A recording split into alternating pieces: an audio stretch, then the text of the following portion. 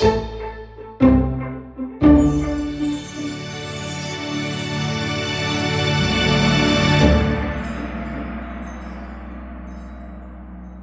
good evening, ladies and gentlemen, and welcome to the Arthur Conan Doyle Centre in Edinburgh, wherever you are, virtually with us. And thanks very much for coming out this evening or staying at home and looking at us this evening. And I'm very excited about this evening's talk because I know Donna Thomas's work, and it does one of those things which are kind of gold dust in research terms. She deals with children and their anomalous experiences, which we all know about because of, fairy friends that people have when they're little children and the imagination of children. And of course, a really great researcher like Ian Stevenson, researching into reincarnation,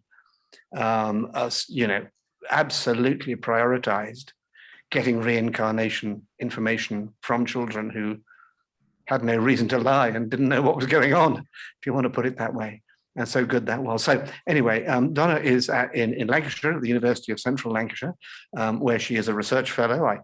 When I was an academic, I always wanted to be a research fellow, but I still had to teach. I don't know how much teaching she does, but I enjoyed the teaching too, really. And I'm sure she does if she's ever asked to do it.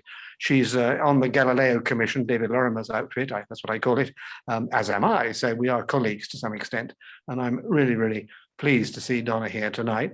And she's going to talk about children's anomalous experiences. She has a book out and a book coming out in this area. Would that be right, Donna? Yeah, that's right, Lance. Yeah. Well, maybe you might even mention those when you're talking. Yes. But if everybody's sitting comfortably, I think the moment has come to begin, and I'm looking forward to hearing what you have to say, Donna. So the floor's yours. Thank you, Lance, and thank you for that lovely, warm introduction. And it's such a pleasure to be here at the Arthur Conan Doyle Centre, talking about children's selves and anomalous experiences, and the research that I've been doing for the last four or 5 years around this topic. Before I start to talk about the research, though, it's probably a good idea to tell you something about me and my background, and I think that will help to contextualize the research. So I'm not a parapsychologist, regardless of the topic that we're talking about tonight, and my background is actually in social science with a focus on language and identity, and that's kind of looking at how we develop a sense of self and represent a sense of self and make meaning about our experiences through language and through the stories that we tell. But for the last probably 18 years, a large part of my career has been to research with children in very different contexts. So in local government contexts, academia, in the community.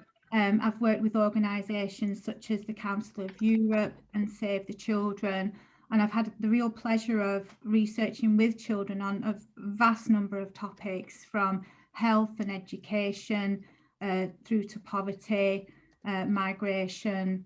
And one of the things that I've been doing along the way is to develop participatory, qualitative research methods. And for those of you who might not be familiar with this kind of research, it's an approach that really does start from the interests and agendas of everyday people. It's informed through some kind of critical praxis, which is a mixture of theory and practice.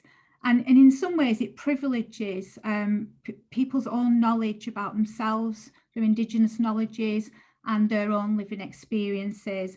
And this is an approach that I use with children in the studies that I'm going to talk about this evening.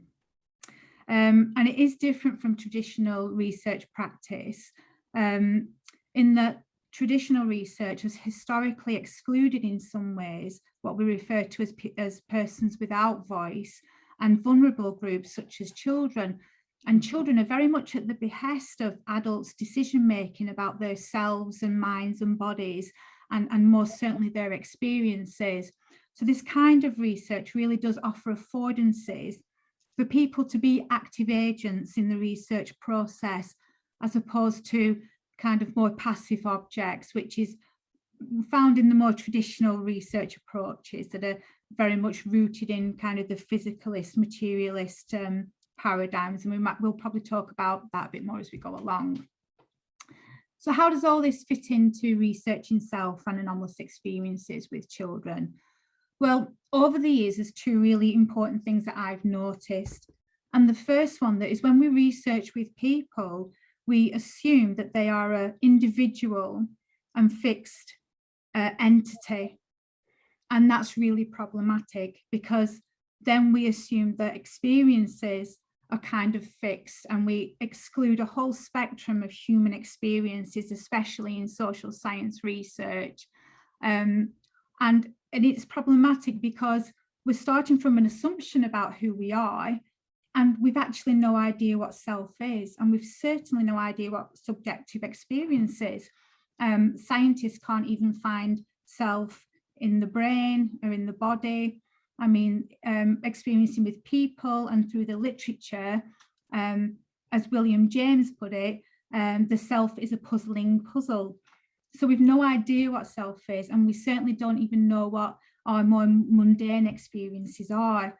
But because we have a fixed idea of personhood, then any experiences that kind of fall outside that idea of personhood and our conventional ideas of time and space are seen as paranormal, anomalous, not real, disordered, and we can go on and on with this list.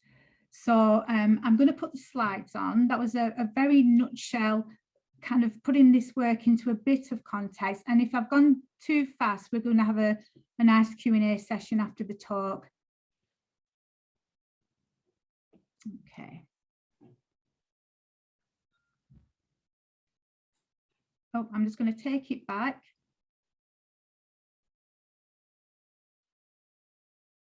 Okay, so you probably noticed that I've used the word return in the title of this talk this evening. And it's not a question that probably that children's anomalous experiences have gone anywhere. It might be more of a case that they've actually been reframed somewhere into mental health discourses and practices. But the reason why we need to return, why it's so important for us to be researching children's anomalous experiences, is because first and foremost, children are actually identifying this as a research priority.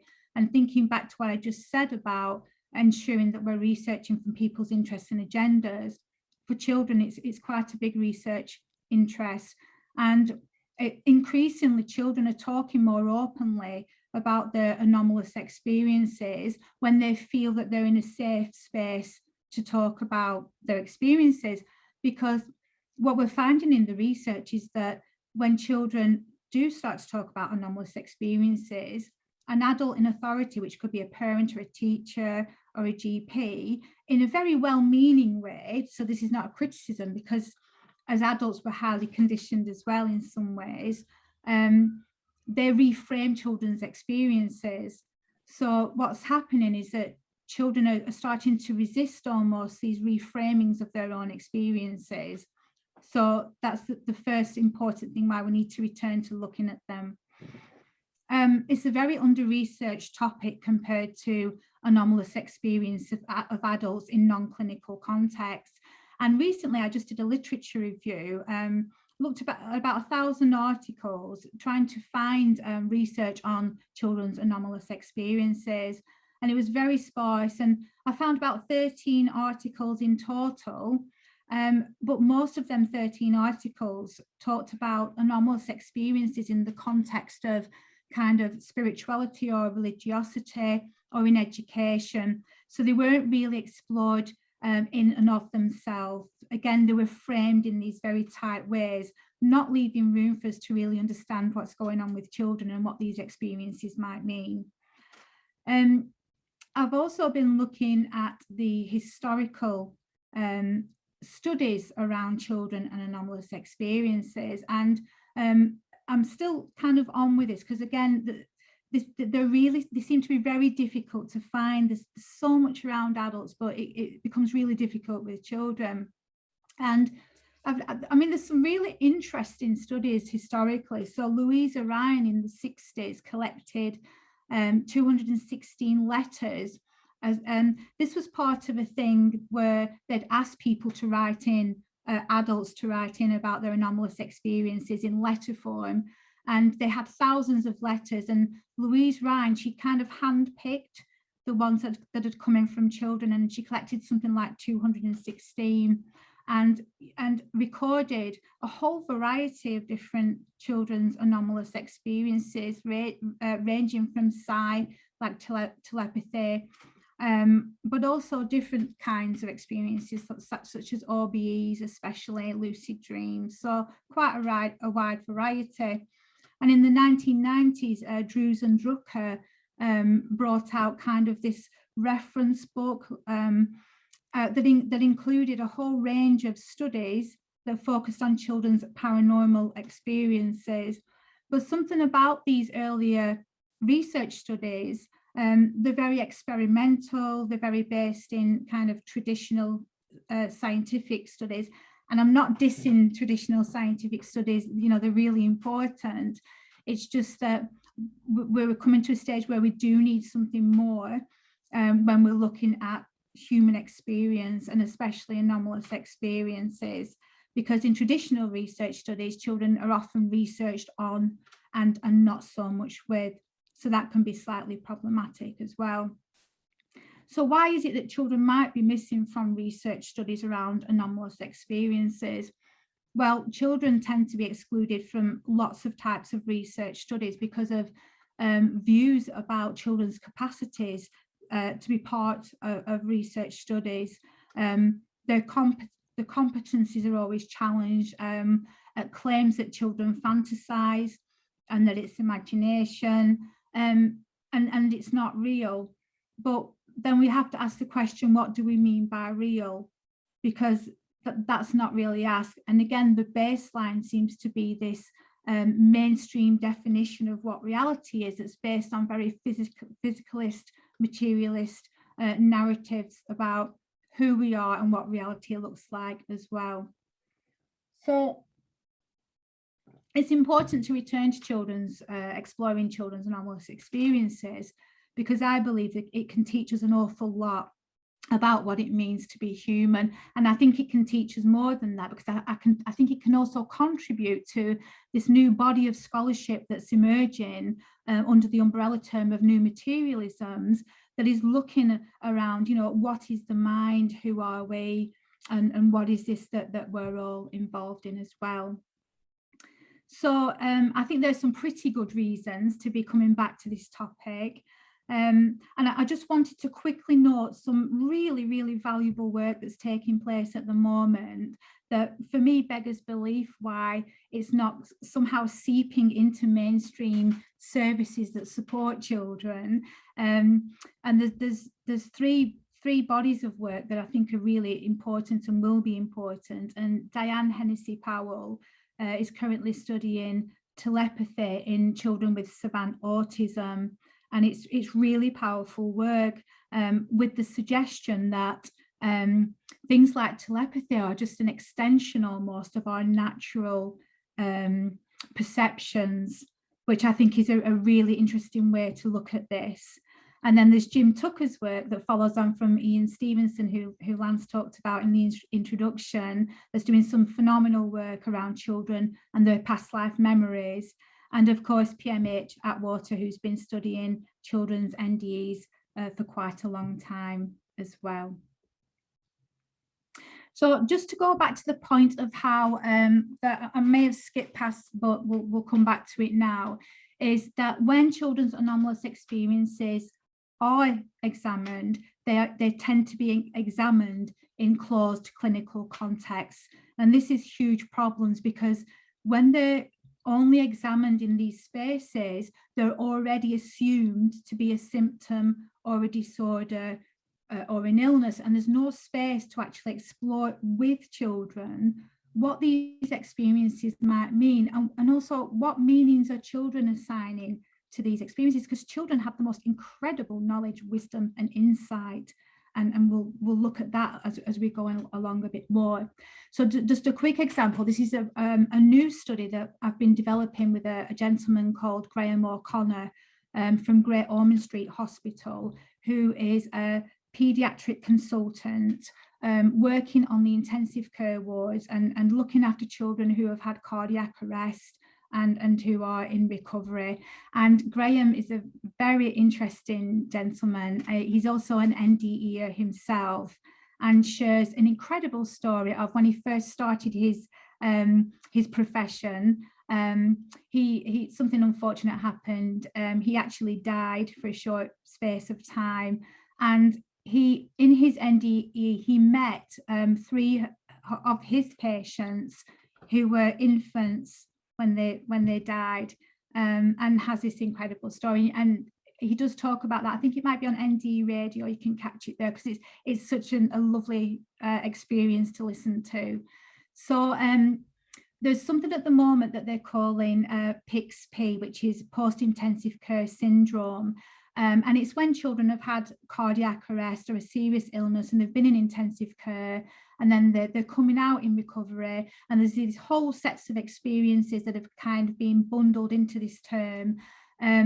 And one of these experiences is called delirium, but anecdotal evidence suggests that these experiences, these sets of experiences, carry very similar qualities to phenomena such as NDEs, having visions, that they call hallucinations.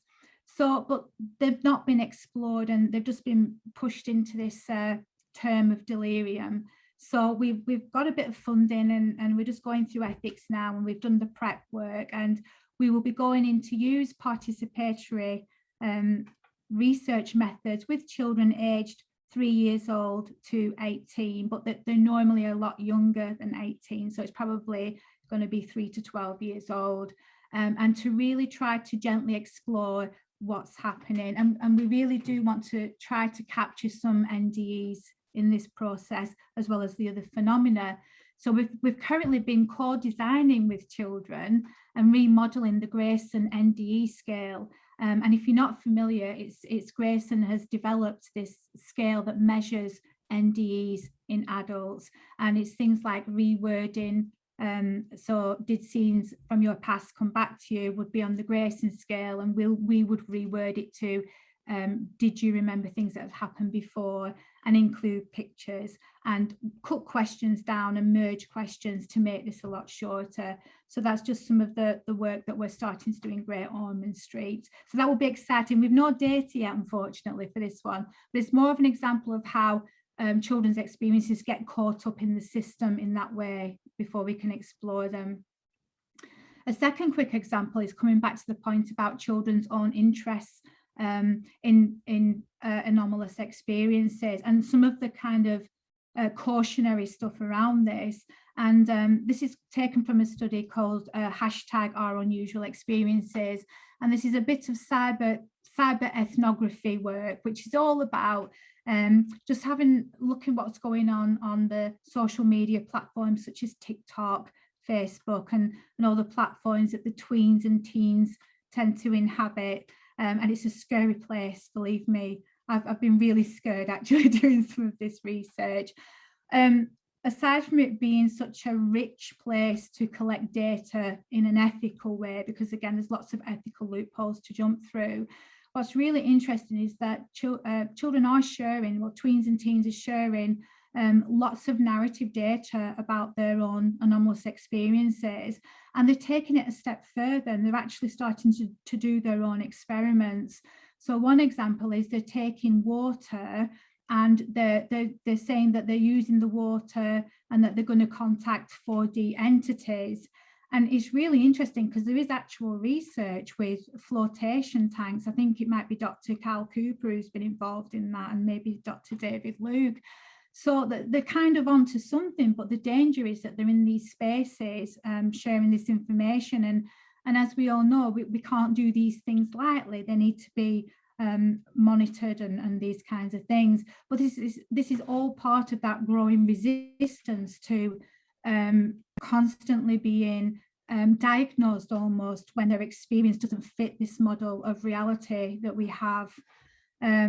there's some ethical implications for younger children, babies and infants, with parents putting, if you can see this picture here, I don't know if anyone's managed to see this video, it's not particularly pleasant. It does show a young child who gets out of bed and seems to be interacting with something and then is dragged under her bed. What really shook me slightly about this video is that I do know from a lot of experience the difference between authentic expressions of anomalous experience. There's a lot of emotion. Children, they find it very hard to share anomalous experiences in an authentic context because of the stigma, and they're so used to being told you might be crazy or you might be schizophrenic. And it's clear from the child in this video that there is something authentic going on in the way that the child responds in her sound.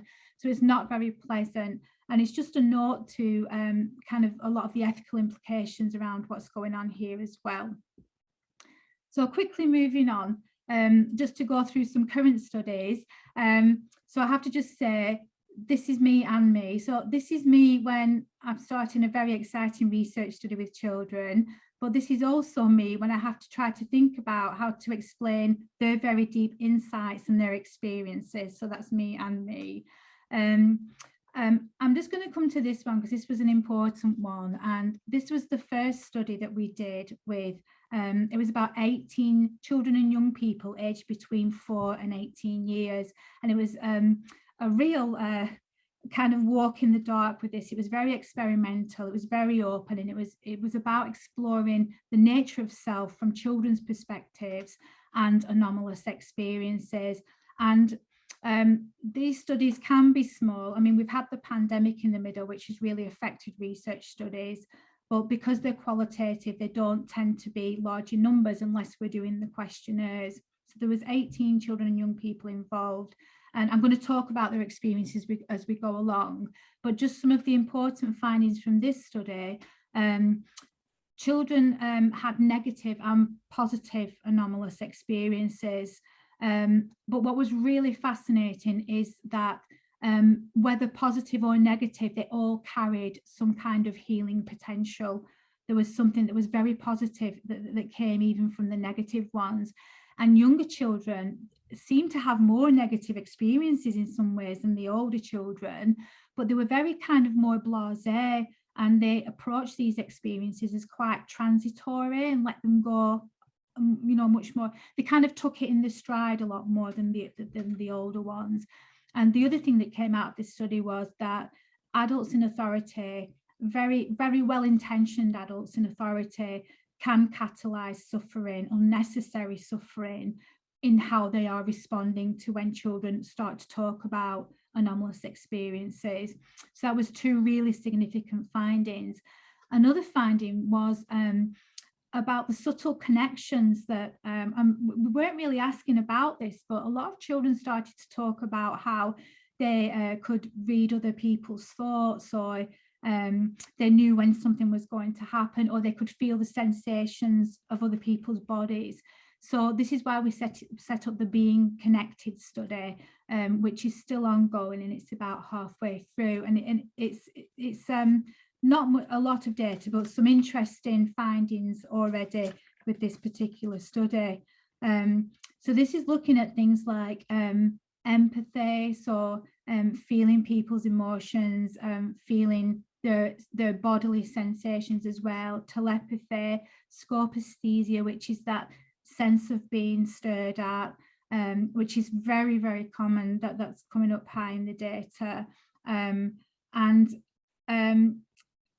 We're actually getting triplets as well, and twins involved in this now. And that was an idea from one of the children who said, why have you not got any twins involved in this? And we've actually got triplets coming into the study as well. So that's really exciting. And at the moment, these are kind of interviews, individual interviews that are being run. And there's a questionnaire that's gone out with that as well. And as that study moves on, we're actually, at the minute, there's some talks around maybe doing some simple experiments that are modelled off Rupert Sheldrake's work. He did some really fantastic work in schools, I think it was in Germany and the USA, where he runs some simple stirring experiments with quite a large number of young people with very positive results, with, you know, young children really knowing when they were being stared at, and then confirming that through these simple tests. So we are going to be expanding on that and doing some of those as well. We've looked a bit at the cyber ethnography, so I'll skip past that. And we've just started an international study to try to take this work across the world more and really have a look at what's going on culturally, look at how these experiences are shaped by the cultural influences that they're taking place in, cultural narratives, religiosity, geography, social status, all these kinds of things. It's about getting a very wide picture of what's going on to create, which we've already started to collect, a database. So this, we also put a questionnaire out that's trying to get some statistical information on types of experiences as well, in the hope that we can help everybody else and have some kind of baseline somewhere. So it would take all night to talk about the findings from each study. So what I've done is I've amalgamated them. So these are from across all the studies that we're involved in, and these are the types of children's anomalous experiences. And just to kind of a reminder of, they're not in isolation, these experiences. There's a lot of intersections and contexts in which they are emerging in. Some reports were that they were spontaneous and just every day, just now and again.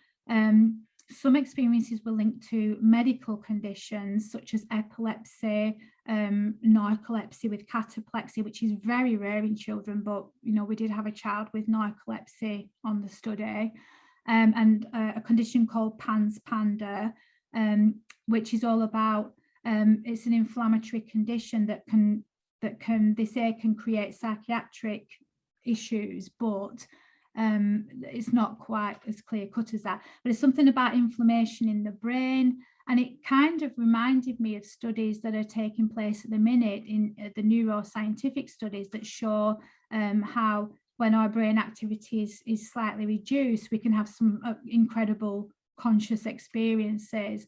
So that there could be some kind of links to that, and you know, it's just thinking about that at the moment.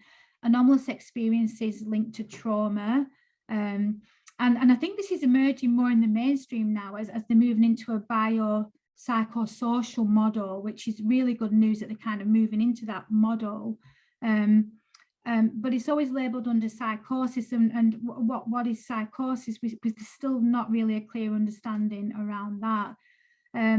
But also with what seemed to happen with children who've gone through trauma and crisis is that they would also report peak experiences and a sense of transformation, which it kind of mirrors Steve Taylor's work that he does with adults crisis and transformational experiences as well.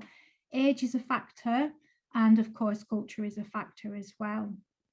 So I've tried to kind of model these into 3 different things, and I've actually pinched this from Professor Bernard Carr, who's a cosmologist, and Lance is putting his thumbs up there, so we're on the right track.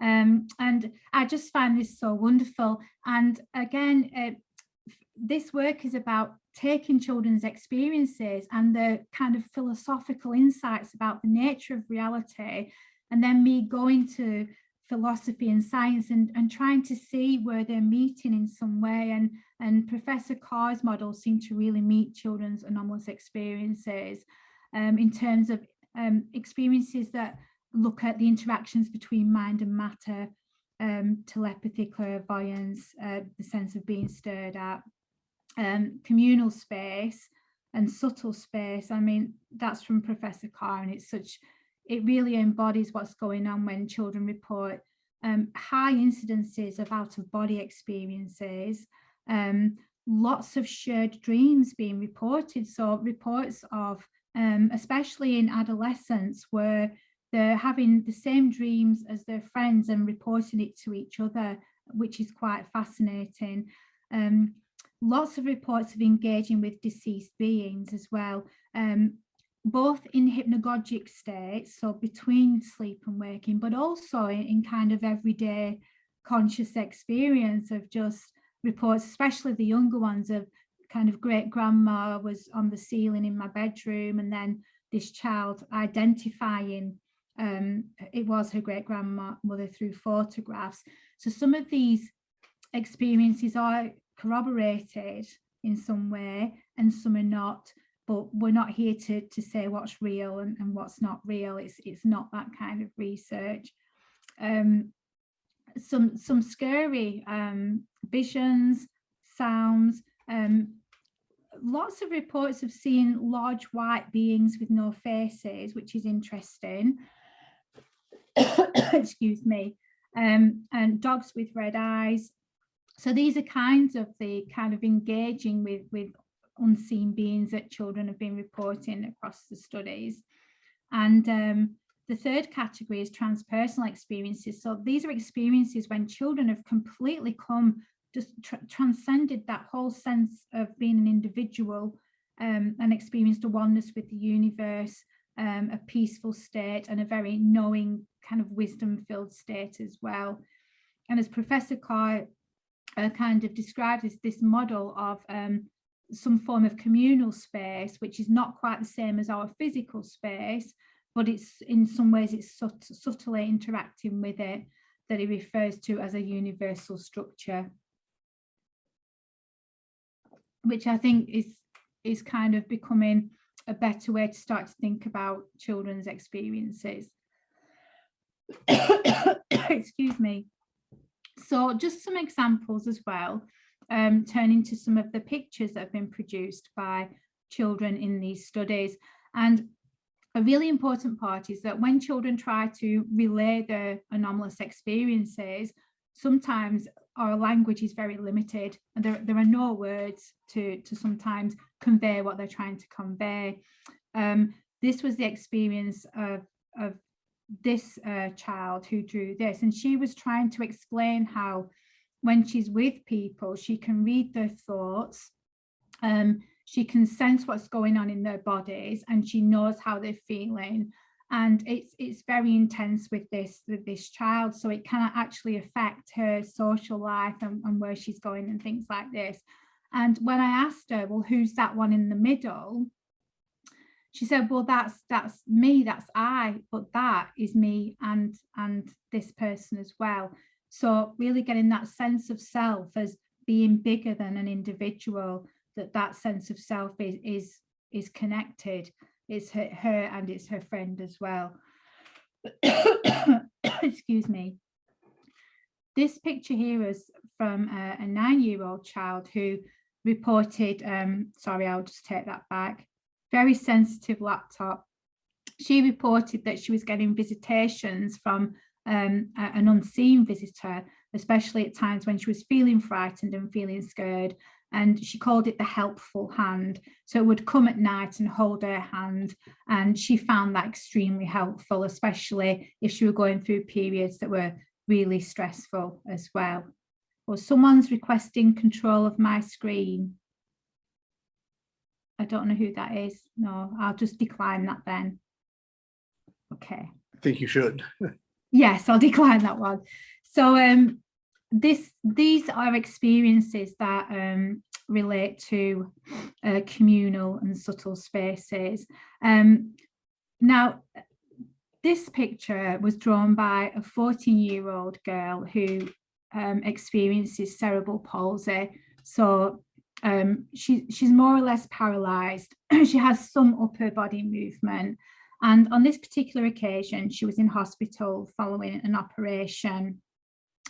And she then described that she had an experience where she climbed out of bed, she looked around the hospital room, she had the sensation of using legs and feet, and described features in the room, such as the heart monitor that would have been placed behind her bed.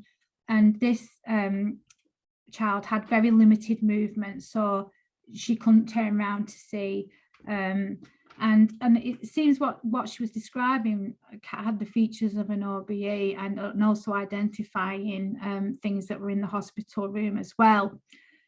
What's very interesting about this picture is that this child got someone to help her, an adult to help her to write down what she was trying to express. And the adult actually changed this to a dream, which is very interesting, because in her interview, we had a very lengthy interview, it wasn't presented as any dream. And that's just a very little subtle example of what can happen when someone can come in with a very fixed idea of what's real and what's not real. So we were always mindful of that as well. And this picture is from a 10-year-old boy who had an out-of-body experience in a tent while camping, was very excited about it, and drew a picture to try to show him. He said he was touching the ceiling and he turned round and he could see his physical body in the bed. He was very blasé about that. He was more excited to draw the picture and very blasé about the experience. It was all fine. So this is an example of the transpersonal experiences. So this one is from a teenager aged 17 years old who had a peak experience in nature, where he just all of a sudden was walking in nature and felt himself expand completely out of himself and experienced himself at one with the trees, with the world, with everyone, deep feeling of love. And so when we said, well, you know, shall we draw it? Because what I asked him the question, well, who were you then in that moment? Who are you in that moment? And he said, well, I don't know, but I can draw something. So he drew these geometrical shapes, which was really interesting, because we've been having a few geometrical shapes coming up in the studies. And of course, there could be links then to, you know, in ancient times and in the cave drawings, there's lots of unexplained geometric shapes, and what can this reveal about the nature of self? So that's quite exciting, that particular image. And I've included this one because it's only fair if I'm talking about children's experiences that I bring my own experience in. I'm a child experiencer, and I'm sorry, it's a very poor photograph, but it's a very old photograph. I might be revealing my age now, but when I was 15 years old, I was involved in a very serious car crash. This is the back of the car. It's upside down and it's completely burnt out as well. And it was quite a severe crash. It flipped over about 4 times and we were trapped inside a burning car. The experience on the inside was very, very different for me. So one moment I was in the car in sheer terror, knowing that I was about to die. And then the next minute I was the universe. The child me had gone and I was the universe. And it was blissful and peaceful. And I had a life review that went across 15 years, a very short life review that felt like a millennia, but clearly wasn't. And I think it's important to share this experience as well, because interestingly, after that experience, for a long time, I was in a lot of bliss and very happy until I went back to school. And then it all kind of went very wrong from there. I was very open, then I started to have anomalous experiences and no one could explain to me what was going on.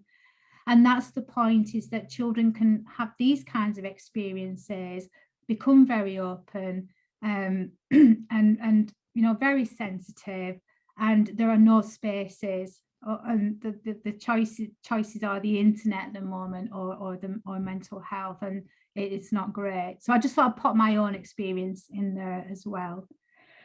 I must have a drink now. So just to try to tie exploring self with anomalous experiences. So these studies have also been exploring self with children, and it's been quite interesting what we've been finding. So when children try to report anomalous experiences, they tend to move into this transpersonal sense of self. So they can no longer tell a linear story because their experiences won't allow for it. They need to draw, they'll use metaphor. They're feeling very connected to other people and things and other realms and all this kind of stuff. So we identified this as a kind of a transpersonal self, where this here is what we talked about at the beginning, which is that limited sense of personhood, which is that story that we have about ourselves that's very conceptual, that's very chronological, that's in kind of linear time. And when we first started to talk to children about their anomalous experiences, they were kind of here, and they were using a lot of discourses from education, work, adults around them, and mental health as well. So for example, one child was saying, I'm trying to tell my dad that I see people in the house all the time, and he just tells me I'm schizophrenic. Again, quite blasé about that, because she's in resistance. She's not accepting that because her experience is very real. So we have this conceptual sense of self, a transpersonal, and we referred to this kind of knowing I that children try to represent when they have these transpersonal peak experiences where they were one and they completely came out of themselves. And when we started to trial some self-inquiry research methods with them, so things, it's too long probably to go into now, but there are different research methods that we do use to gently explore that conceptual self, them stories that we tell ourselves, you know, about ourselves. And they moved into this knowing I, and we called it the knowing I because when we asked about that, the reply was, I know, but I don't know, but I just know. So we called it the knowing I.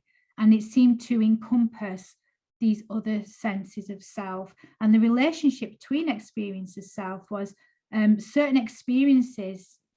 I don't know if it created a shift, but there was a shift in children's senses of self around these anomalous experiences, and which put us in mind of Dr. Bernardo Kastrup's view of reality, in that, yeah, thumbs up again, Lance. So we're definitely on the right track here, where it affords us really to talk about two kinds of I, which is this relative sense of self that we walk around with, but this more deeper ontological core subjectivity that we may all share. And it's interesting because when we were doing self-inquiry activities and children were falling silent and falling into that knowing sense of self, there was such a sameness with the children, where before they had these beautiful differences, very different children. And so there was that sense of sameness and that sense of a deep knowing sense of self. And I think Dr. Kastrup captures that in his work. And he also describes that in a beautiful way about that the consciousness is the sea, and we're kind of the waves, and we're aspects of that sea, and children really like that and they really resonate with that. So again, it's matching up children's experiences with these new explanations about the nature of self-experience and reality as well. So I'm not sure how long I've got now, if I've gone over time. I can't hear you, Lance, sorry. You muted. I have to unmute myself. You've had your 3 quarters for now, but you're very welcome to go on and finish. Okay, well, last 2 slides. Oh, I do apologize. No, that's fine. That's fine. I'm excited to hear everyone else talk. So, okay, so just to finish off then. So, through these experiences, through these studies, one of the biggest questions is, it's kind of so what in a way. It's not so what, but the so what question is, what can it teach us now? You know, how can we go forward with this? Because something really has to change. You know, there's a huge children's mental health crisis. Children are really suffering. And we just look around us to see that as a world, but we're all kind of suffering at the moment. And for me, that's something about, because we have forgotten who or what we are. And I think this is being reflected in children's resistance to these normative systems of thought that we have, that is framing everything that we're doing as well. And that might tie into ideas of evolution, but I'm not going to go there now, because that's a bigger topic. What the studies are showing, that children have a natural openness to the dynamic ground, or what Lacan calls the register of the real, that true self, that deep ground that's in there. And I know there were, in Ken Wilber's earlier work, he kind of described this as a pre-fallacy, that children are not really mystical in that way, that they're in some kind of unconscious state. But I disagree with that. And I know it's his earlier work, but I don't think there's a difference. I just think there's a difference in how that is experienced by children. It's just so natural, and that comes through very strongly. I think the different senses of self and experiences that children are reporting really do correspond with new scholarship and ancient narratives. So there's a forward movement and there's a backward movement. And, in the text of the Bhagavad Gita, it kind of talks about the one self, and in different cultural narratives, in shamanic societies, and it all resonates with the new science as well. And I think what it teaches us is the ordinariness of anomalous experiences, that it's so common, and it is part of being human. And I think that's one of the biggest things that's coming out of this. And I think I've probably talked about a lot of this. So in a post-material world, the focus really is on social transformation. How can this work lead to social transformation? How can it help us as adults even to remember who we are? Because if there's any time, the time has to be now. It's important that research with children around this topic is interdisciplinary. The mystery of being human is so big, it takes all of us, and it takes all kinds of research methods and disciplines to try and unpick this, if we ever can, in some way together. And that ties into the post-qualitative movement, in the sense of just now, even questioning our more traditional methods to do this kind of research, which are very much rooted in those physicalist scientific paradigms as well. And I'm going to leave it there, because dialogue is much better than me keep talking now for the rest of the time we've got. So I'll just stop sharing there. Excuse me. Well, thank you very much, Donna. I'm not sure the dialogue is necessarily better than the words of an expert. I don't know whether perhaps I'm alone. I don't think I am in saying that I haven't really thought very much, besides that Ian Stevenson reincarnation stuff, I haven't thought very much about this. I mean this really politely, but really obvious topic. I'm criticizing myself, not you. The really obvious topic that children do, of course, seem to have more anomalous experiences, and seem to have, friends that aren't there, or seem to see things which aren't there. Although if you look at the adult material, it looks as if those things probably are there. I mean, we're not going to dismiss all this stuff. I was speaking just the other day to a completely materialist atheist friend of mine, and he absolutely made my day by saying, yes, I'm an atheist materialist and all that, but he said, we do have to respect what people say. And if they say they've had a near-death experience, we may not know what it is, but we can't start by saying, no, you haven't. And I was thinking about that as you were talking, because, what do we say to children? No, it's not like that, darling. It's not that, you misunderstood that. Actually, it's a big elephant. It's not a little lamb, as they gaze at some picture. We're always correcting them. And I suppose you would be the first person to say that we've corrected them too much over the years. But aren't things getting better? I mean, the very fact of your research, and many other things, don't people now listen to children a bit more? I mean, in courts and things, instead of not allowing children's evidence, there is a move to listen to them more, isn't there? Yes, well, there's a whole children's rights movement, and children do have rights, and lots of us as adults don't recognize that. And just to say as well that I think that, if you're a parent of a child who is having sets of experiences that might not be pleasant, it's really difficult. And I think we can all move into that default position as there's something wrong. And I think that's kind of our conditioning as adults. And there's something about a reflexivity that is needed. It's needed in the research. So, for example, because I've had a certain type of experience, it could be very easy for me to say, oh yes, everything's real. And we can't do that either. So there's a degree of, I'm calling it at the minute, a transpersonal reflexivity, where we can, as adults, just take a slight step back, look at our own narratives and what our conditioning might be, and to just allow that experience, and always start from the child. And for me, I don't think you can go wrong if that's what you're doing. So I'm sure that's right. Well, if we can go to the chat, our friend Evelyn Elsaessa thanks you for your talk, as you probably see, and she asks something close to her heart. Did you work with children who had spontaneous after-death communications? Because that's her topic. Yes, I think, yeah. I'm just trying to think if it falls into that category. So excuse me, I'm not the best on the categories, but yes, it was a teenager actually who, it was after her grandmother had passed away, and she had a series of visitations, and these were both in hypnagogic states, but also she could feel her presence an awful lot as well. And interestingly, there was something confirmed with that, because grandma brought some information through to her family.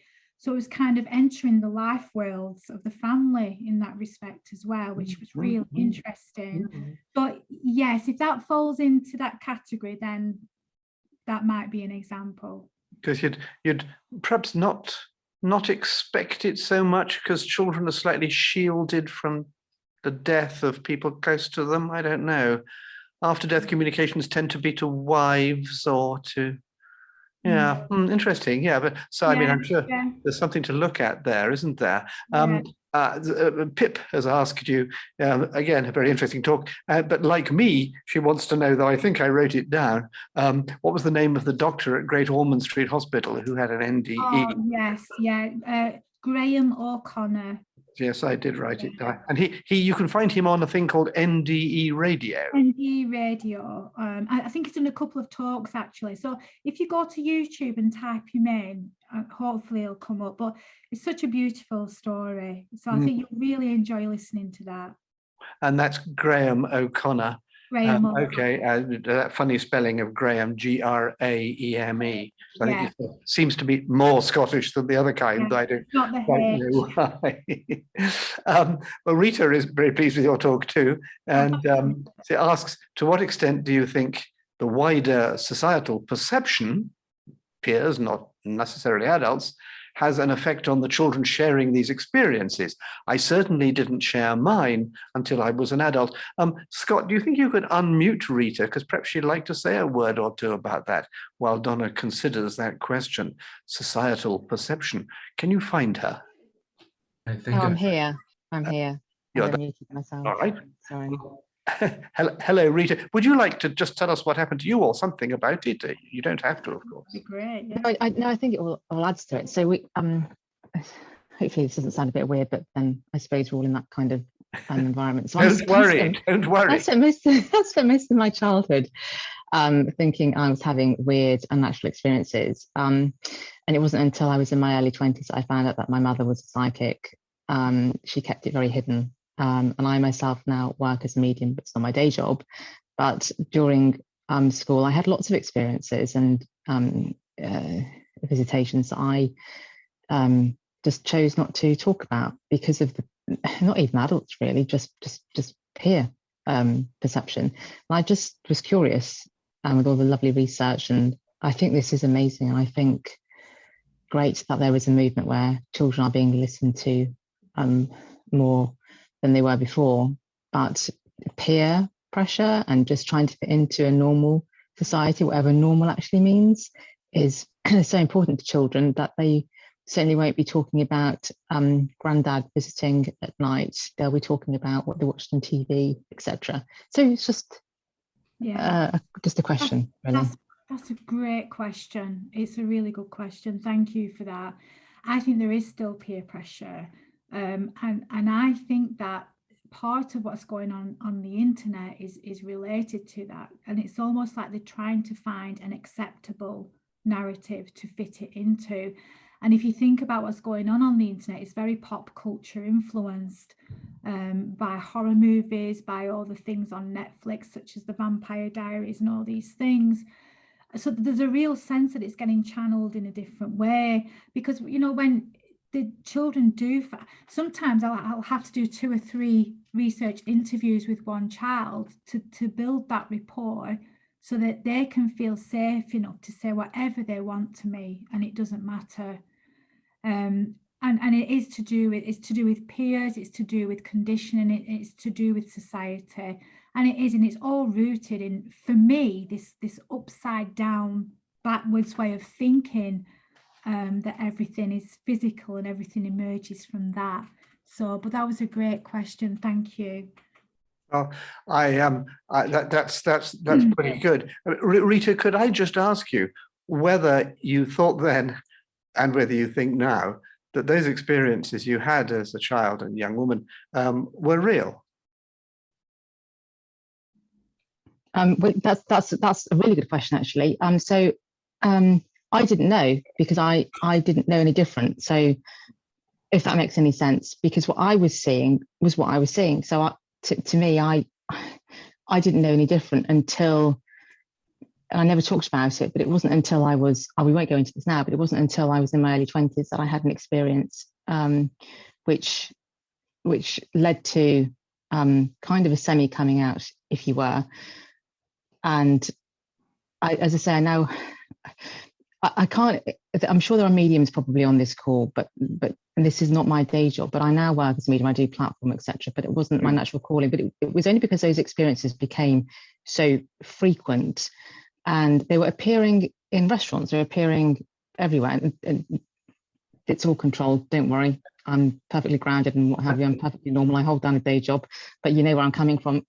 But I was able to verify things that with strangers even, and that's how I began to think, okay, so there is something in this. And I would just say actually that I think research is absolutely credible research, audited research is absolutely crucial to all of this type of work. And I'm now doing one of the participants with UCL, University College London, that is doing some extensive research into these types of experiences.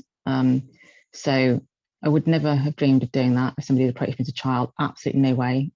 So, you know, hats off to the speaker and all the work that she's doing. But that's kind of my experience. So did I know they were real? Only because I was able to verify them. One of my jobs has been as a journalist, and now work in communications. So as a journalist, you should, not everybody does, you should work with the facts.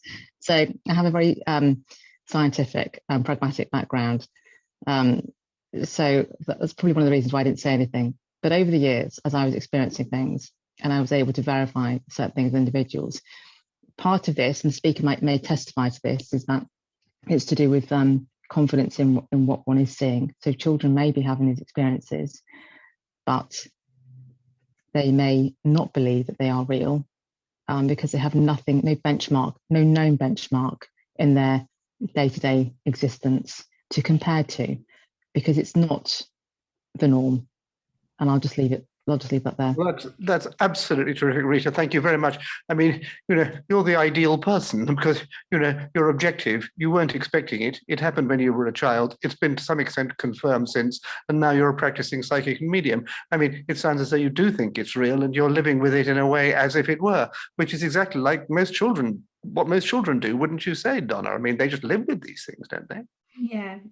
I think the younger children certainly do, and I think for older children, it's when they're coming more into the system almost. So when you come into the system, and of course your ego is developing, and we start to get these layers of conditioning, I think that's when it becomes more problematic, because it's moving, you know, away from that natural sense of self. And that it's interesting that, because what I hear is a lot is it's realer than real. So they go beyond, it's not just real, it's realer than real. And I know that this is a similar thing that's been picked up in the NDE research. I think it may have been Morse who did some research with children as well, and they reported that as well. So that's Kevin Morse, is he called? I think it's Melvin Morse. Melvin, that's right. Yeah, yes. But Yes. I think also as well, there's been a lot of research done by, I think it's Roxburgh and Rowe in 2014 that researched with mediums, and a lot of the adult mediums reported exactly what, is it Rita? Sorry, was it Rita? Yes, it was Rita. What Rita was just saying about how they had all these very intense. So, you know, I think there is a difference if experiences are very intense like that as well, because I think that can cause a crisis. Absolutely. I think it would for any of us. So yes, it's a tricky one, and that reality question, it runs a lot deeper, because that's why we have to go to ontology as well, and we have to start somehow matching it to these questions around what is reality. Absolutely. Not who are we, what are we? Indeed. Sorry, can I just ask Scott to unmute Evelyn Elsasser, just in case she wants to say something? I just draw people's attention to Hester Somerville's contribution here. She had experience as a child and a young teenager, which in growing up she had to squash, dismiss as being an overactive imagination. That sounds like an old chestnut to me. Your research, she says to you, Donna, is transformative and healing, and she's looking forward to hearing more as your research progresses. So, you know, you've got an audience here. I mean, I think this is a leading edge thing, and I'm sure Hester would agree with me on that.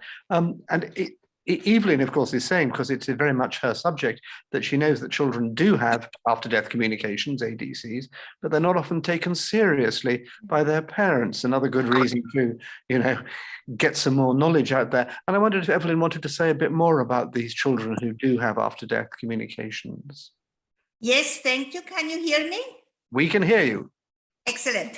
So we did this survey with Professor Chris Rowe and Dr. Callum Cooper, whom we have mentioned earlier, and also David Lorimer from the Scientific and Medical Network. It was an investigation over 2 years of spontaneous after-death communications with over 1,000 participants. So the survey was restricted to people over 18 years of age, but we have collected a number of ADCs of experiences people had when they were children or teenager, and which they reported for our survey. So, but we knew it already before, and it was confirmed by our investigation. Children do have ADCs, apparently more or less at the same level than adults. But it's difficult for them because, as you mentioned earlier, when they talk about it, parents don't believe them. So this is one of the reasons why we think it's so important to make current knowledge and our findings and findings of other researchers about ADEs available as largely as possible. So that would help the children who might have an ADC if their parents are already informed about the phenomenon. There's a reason to keep on researching, Donna. Yeah, absolutely. Many reasons. Do you have a comment on that, Donna, or should we go on? It was fabulous. I've no comment. I'll look out for that, definitely. Is it published, Evelyn? It has been, yes, we have a couple of articles, but I have also written a book in German and French, but not yet published in English. But I can send you booklets where we present our main research findings, which I would be happy to send you. Thank you. If you send them to us at the Arthur Conan Doyle Centre, Evelyn, to Scott, say, or to me, we will pass them on to Donna. Thank you. I will send you the two booklets with all of our research findings. I've seen them. They're very interesting. Yeah. Well, moving to another topic, I'll just ask a straight question from Bob Steck. What was the youngest age of a child who reported a traditional peak or mystic experience? That's quite an interesting one. It's a really good question, and it's a tricky question as well, really. So it's kind of how do we know, how can we get to that in the younger children who might kind of naturally be in that state more than being in having a sense of individuality, because we do research with very young children as well. In terms of a one, we could say, okay, that's definitely that. The youngest was 10, which I think is quite young, because I think that there is something about being aware of a movement. You have to have a strong, in a way, sense of individuality to know that you're moving out of it into something else. So the youngest was 10. Just that. Okay, not younger than that. That's really interesting, I think. No. Yes. We might come back to Bob Steck, but try to move on to Nick Kyle's question. I'll read a bit of it, Nick, and then perhaps Scott can unmute you. He suggests rather commonsensically that there are two perspectives. I mean, a child's paranormal experience, which was studied, seemed to relate to storytelling, which the child had heard weeks beforehand. So we do have to consider social and cultural bias. And then he moves on to Michael Van Elk's 2017 studies suggesting that paranormal or spiritual beliefs are significant factors. That's the beliefs are the significant factors. Psychologists tell us that even as adults, we aren't good at distinguishing from fantasy from reality, which of course seems kind of any reality which seems counter to common sense. I mean, how about that? You know, that's a sort of blanket, sort of almost objection or comment on all this. The social biasing, the stories you've heard, you know, inability to distinguish. Yeah, and that's why we look at self as well. So we kind of do a critical analysis of the conceptual self. So we look at the narratives that children are using. And when you analyze language, you can start to see those influences coming in on a conceptual level. And that's why we want to try to take children to a more direct experiencing rather than a conceptual. Because on the level of the conceptual, of course, it's all conditioning, everything's conditioning. But if you can move past that conceptual self by looking at your inner conceptual self and taking it from there, you're coming into a more direct experiencing of experience. And that's why we're trying to look at these closely with self as well, and not as a separate thing. The other thing I'll say is that the studies are not trying to prove any reality. So it's slightly different from traditional paranormal studies. That's their aim, but it's not the aim of these studies. The aim of these studies is to question, what do you mean by real? What do you mean by imagination? We do not know enough about the human mind to even make these judgments. So it's a complete stripping back and taking a pause in a way, and probably coming at it from another avenue, which is ontology. That is quite, that's new to me, I have to say. I wonder if Nick would have a comment on that. I'd like to see you in the kitchen, Donna, working with spaghetti, because based on your talk, it sounds like you could pull all sorts of threads and make it seem a better, more coherent picture. I'm both a paranormal investigator and a former teacher, and I can see both sides of this issue. I was speaking earlier this evening to a child who's 2.5-year-old, and he presented as a dinosaur monster and went under a rug because he believed it to be a cave. And I worked with teenagers in secondary schools, and I would say they're simply cleverer in their fantasy life. They hide it more, and some of them have hopelessly unbelievable perceptions of self and others. Maybe it's part of the psychology, the bubble of adolescence. I'm not sure. I just see the whole area as fraught with difficulty. So I admire yourself in being bold to try and make sense of it. Thank you for that. I really appreciate that. And yes, it is difficult to make sense of that. And I'm not trying to kind of give any strict answers in this. And the whole point is that it's starting from children's experiences and the meanings that they are assigning to them rather than what I'm trying to assign to them. And that's why I go about it very carefully, pulling in different things and thinking what might work well to explain that, because it has to be better than what's happening now, which is a very quick, clean diagnosis. And that is a real fact. We've got children who are dying in institutions because it's been a very rocky road where their experiences have not been explored in any meaningful way. And by meaningful, I mean with them, not on them, and using methodologies that can be really inclusive and provide them with a space to make sense of these experiences. But I do appreciate your question, because this is what it's all about. I mean, this is why it's nice to share this and to get these different perceptions of it coming in, because it all kind of helps to shape it in the ways it's going to be shaped. Can I contribute to something that your audience might feel mildly amusing? It's very quick. I saw a cartoon once in which a child was saying, "You're calling me a liar? What about Santa Claus and the Tooth Fairy?" Yeah. And of course, we're just about to enter Halloween.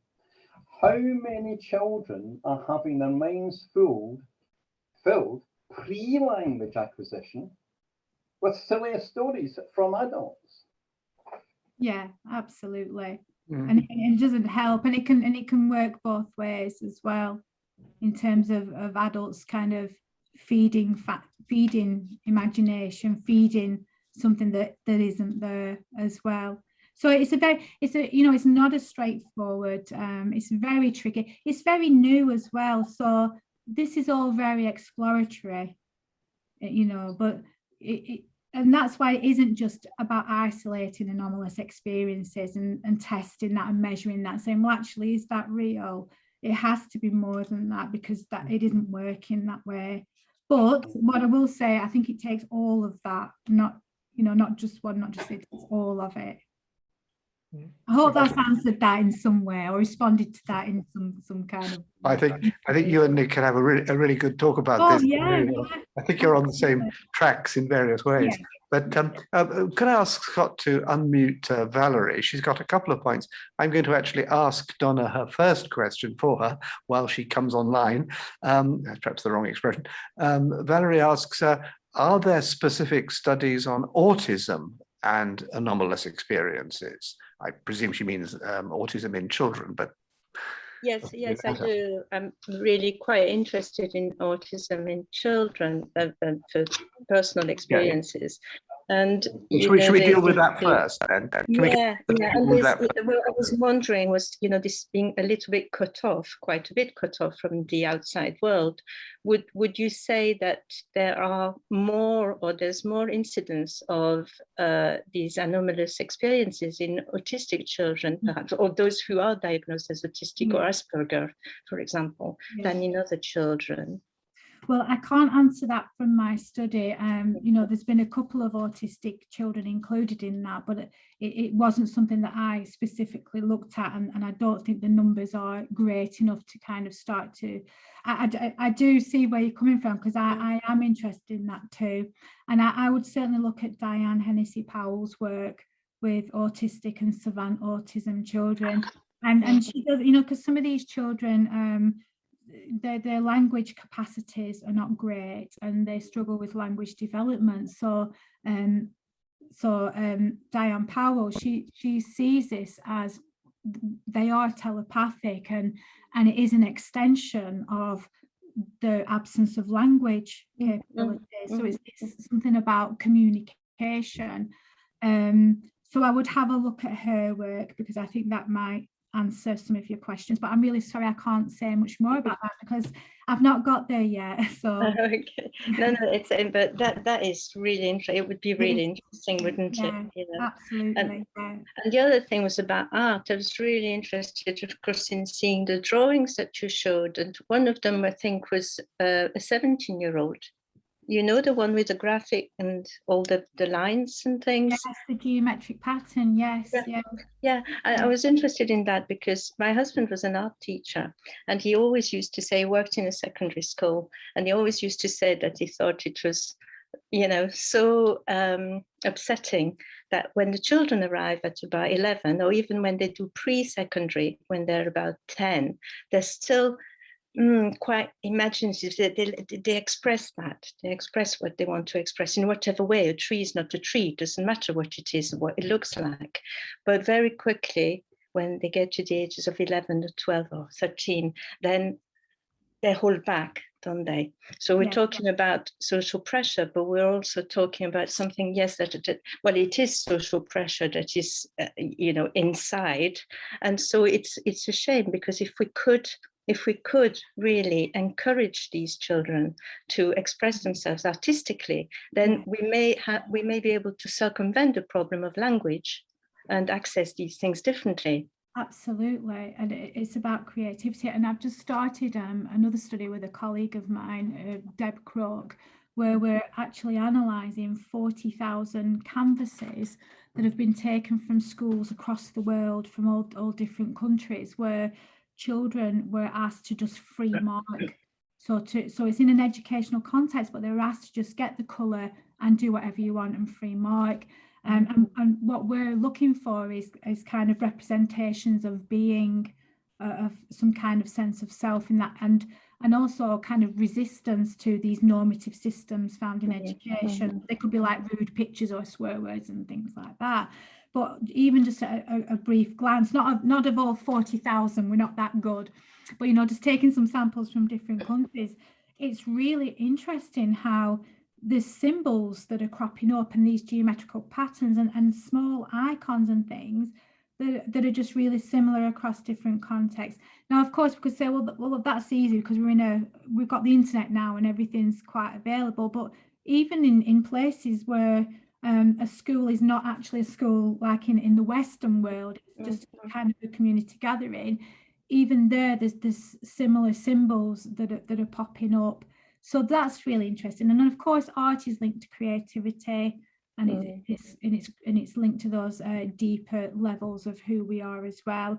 And I don't think children, especially older children, have enough freedom to be able to just go there, just do what you want today.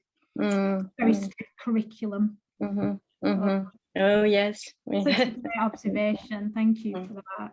Thank you. Well, just picking up one thing, I felt in your talk, Donna, a few flashes of ontology. I mean, when you say the word self, there's the ghost of a capital letter at the beginning of it, isn't there? And a little flash comes through that you're very strictly and absolutely rightly trying to focus on in this context, the children, not whether the experiences are real or correspond to some ontological reality. But then you mention ontology and you mention the self. And of course, my interest is very much the other way around. I don't care about children. Oh, no, sorry. Of course I care about children. What I mean is intellectually, all I want to know from them is whether their experiences add evidential weight to the feeling that there are things which occur which should not occur according to materialist science. But you did mention, for example, a thing which you referred to as the universe, the self as the universe, which is quite Castrupian and quite a big ontological claim to sort of come out of your otherwise very sort of chaste research. Yes, and that's why I stopped myself from trying to expand on it, because I would never do it justice in this presentation. But I think the point that I was trying to make is that some philosophies about reality carry more explanatory power in terms of our human experiences. And I think that's the point that I should have made, and I didn't make it very well. And that's why it was kind of on there. And that's why I went to kind of explaining that more as in the analogy of the sea and the waves, because it just offers more explanatory power for thinking about these issues and these experiences and what's going on. So yes, of course, I do lean that way through my own experiences, from having the kind of experience I had as a young person. When I came across that work, immediately it was like, my goodness, and there is an element of that. But I also try to do that with a level of objectivity, if there is such a thing in any kind of research, including laboratory research, because it's, you know, that's questionable as well. So yes, maybe I shouldn't have put that in there. Well, I mean, it's very interesting to me, of course, because that will be the center of I'm giving a talk tomorrow night, which will be very much on that other side, though, of course, also depending on evidence. And we are accused, of course, all the time in the more paranormal or spiritual or anomalous world of imagining things, making things up, you know, taking evidence for evidence which doesn't have, you know, shouldn't be taken. And I think that's very often quite unfair. But I now have another sort of bat with which to play off such googlies or other balls that come towards me at the great cricket match that we're playing with materialism, because I can say, well, there's a young lady at the University of Central Lancashire who has done absolutely, you know, completely sort of objective and as much as possible unbiased, I mean, never possible, but unbiased research into children, and the children aren't biased. So we've got a little bit of extra weight there, however clear you want to be about objectivity. Nick Kyle is asking what might be one of our last questions. Have you got any comments on, well, I mentioned it at the very beginning, children's reincarnation experiences, because some of those are very striking. Yes, I mean, they really are. I've only had one so far in the studies that I'm doing. I think what's really striking about Jim Tucker's studies is the fact that he does go and find some evidence in the form of records and identifying people, family members of the person who the child is describing, and these things as well. And very similarly, you know, Jim Tucker talks about how the authenticity of children's reporting that is very much seen through the emotion and the language strategies that validate some of their narrative explanations as well. And I found that striking in my own research, in interviews with children, the emotion and the authenticity in that way. I think what's also really fascinating is Ian Stevenson's birthmarks research, because I think it raises lots of interesting questions about the relationship between mind and matter, you know, you know, about the definition of, well, what is matter, and how is that in any way linked to a past life or experiences from before. And it just raises, for me, questions around mind and matter that lots of people have, you know, that tricky relationship. So it's fascinating work. I've not had the pleasure of being able to do that so much. It's really funny, Lance, because there's only one of me, and with very little resources at the moment, and we are trying to, you know, get funding to recruit more researchers. And at the same time, we're also training young people to become researchers, so they can do peer research. And I can't remember, it might have been Rita who asked about the peer research, peer pressure. I mean, that might be one way of addressing that issue, is to actually get young people doing the research with their peers. So when you say young people, you mean children? Children and young people. So yeah, so children, I use the terms infants for babies, and I use children for probably aged 3 to probably 12, and then after that I use the term young people. So I am sorry, I do use them interchangeably, and I should have made that more clear. Well, I think I'm sure that vocabulary that you've adopted is extremely politically correct. Can I just point out there was something very amusing that some other people might have seen on one of your slides, where you mention strange beings who might appear to children, and then there's a bracket, and then there's EG, and after the EG you've written white people. So your list of strange beings, I mean, this is very modern politically correct. Your list of strange beings includes white people. I mean, I know we're becoming a hunted species, you know, but sorry. Gosh, that's terrible. I meant to say white beings, yeah. That's great, but you couldn't say strange beings and white beings one after another, could you? Yes, yeah. So that was me rushing to finish slides after a really long day of work as well, so I do apologise. Yes, but they would be just extraordinary, very described as very tall, faceless, you know, appearing in bedrooms, appearing outside in one incidents as well. And it just strikes me as strange how some of these strange beings can be seen by different children as well, but very, very similar description. And maybe there's something in that as well. But it's early days for all of this. So, you know, as we carry on, and I hope that there may be some more answers, especially where the experiences are concerned. I don't think we can ever answer what self is, but where the experiences are concerned, we do need more information about those. I'm really, really pleased that you have the courage to bring in philosophical topics such as self and you know, ontology and all that.